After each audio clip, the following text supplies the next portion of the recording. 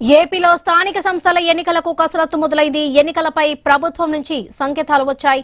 ఎన్నికల సంఘం ఏర్పాట్లకు సన్నద్దమవుతుంది. 175 అసెంబ్లీ నియోజకవర్గాల ఓటర్ల జాబితాలు రాష్ట్ర ఎన్నికల ప్రధానాధికారి కార్యాలయం నుంచి తీసుకుంది. మున్సిపల్ పంచాయతీల వారీగా ఓటర్ల జాబితాలు సిద్ధం చేయనున్నారు.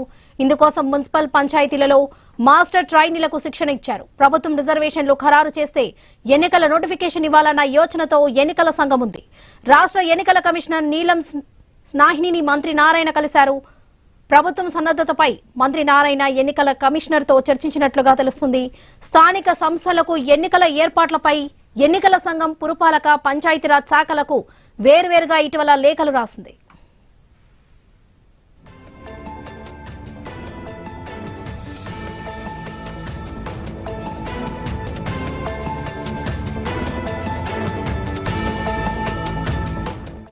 స్థానిక సంస్థల ఎన్నికలకు సన్నద్దం కావాలని సీఎం చంద్రబాబు ఇప్పటికే పార్టీ నేతలకు దిశానిర్దేశం చేశారు. ఈ నెల 19న టీడీపీ ఎమ్మెల్యేలు నాయకులతో నిర్వహించిన టెలికాన్ఫరెన్స్ లో పలు సూచనలు చేశారు. 3-4 నెలల్లో ఎన్నికలు వస్తాయని తెలిపారు. 2021 ఫిబ్రవరిలో పంచాయతీలకు, అదే ఏడాది మార్చిలో మున్సిపల్ ఎన్నికలు నిర్వహించారు. ప్రస్తుత పాలక వర్గాల పదవీ కాలంలో మరో 4 నెలల్లో ముగియనుంది. ఫిబ్రవరి నెలాఖరుకు రిజర్వేషన్ల ప్రక్రియను కూడా ప్రభుత్వం పూర్తి చేస్తే మార్చిలో ఎన్నికల సంఘం నోటిఫికేషన్ ఇవ్వనుంది.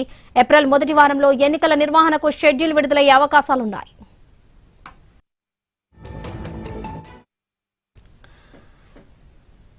స్థానిక సంస్థల ఎన్నికలకు సన్నద్దం కావాలని సీఎం చంద్రబాబు ఇప్పటికే పార్టీ నేతలకు దిశానిర్దేశం చేశారు. ఇదే విషయానికి సంబంధించి పూర్తి అప్డేట్స్ మా ప్రతినిధి క్రాంతి అందిస్తారు. క్రాంతి,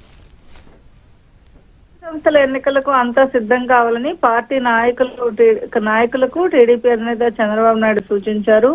పార్టీ నేతలు, కార్యకర్తలు తోటి సీఎం చంద్రబాబు నాయుడు నిర్వహించినటువంటి టెలికాన్ఫరెన్స్ లో అందరూ కూడా నిత్యం ప్రజల్లో ఉంటూ ప్రభుత్వం చేస్తున్నటువంటి అభివృద్ధిని వివరించాలని చెప్పారు. దాంతో పాటుగా సూపర్ 6 తో పాటు ఇవ్వని మరెన్నో హామీలు ఏవైతే ఉన్నాయో వాటిలన్నింటినీ కూడా అమలు చేసి అభివృద్ధి, సంక్షేమం రెండూ కూడా చేస్తూ వస్తున్నటువంటి కూటమి ప్రభుత్వం చేస్తున్నటువంటి పనులు ఏవైతే ఉన్నాయో వాటిపైన ప్రజల్లో చైతన్యపరచాలని, స్థానిక సంస్థల ఎన్నికలకు సంబంధించి 3 పార్టీలు కలిసి ముందుకు వెళ్ళాలి.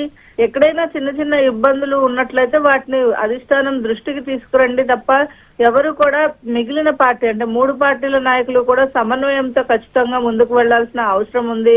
జనసేన, బీజేపీను కూడా కలుపుకుని వెళ్లాలని చెప్పడంతో పాటు స్థానిక సంస్థల ఎన్నికలలో ప్రస్తుతం రాష్ట్రంలో ఏదైతే అభివృద్ధి జరుగుతోందో అభివృద్ధికి సంబంధించినటువంటి వివరాలన్నింటినీ కూడా ప్రజల్లోకి తీసుకువెళ్ళాలి. 3-4 నెలల్లో స్థానిక సంస్థలు ఎన్నికలు వస్తున్నాయి. ఈ నేపథ్యంలో ప్రతిరోజు కూడా ప్రజల్లో ఉండాలి అంటూ కూడా చెప్పడంతో పాటు ప్రజల్లో ఉండడమే కాదు వారికి ఉన్నటువంటి సమస్యలు త్వరితగతిన తీర్చేందుకు కావలసినటువంటి లక్ష్యాలు ఏవైతే ఉన్నాయో వాటిలన్నింటినీ కూడా ఖచ్చితంగా కంప్లీట్ చేయాలని చెప్పారు. దీంతో పాటుగా ఏదైతే స్థానిక సంస్థల ఎన్నికలకు సంబంధించి అటు వైసీపీ చేస్తున్నటువంటి ఆరోపణలు కావచ్చు లేకపోతే కుట్రలు ఉన్నాయో వాటిలన్నింటినీ కూడా తిప్పికొట్టాల్సిన అవసరం కూడా ఖచ్చితంగా ఉంది.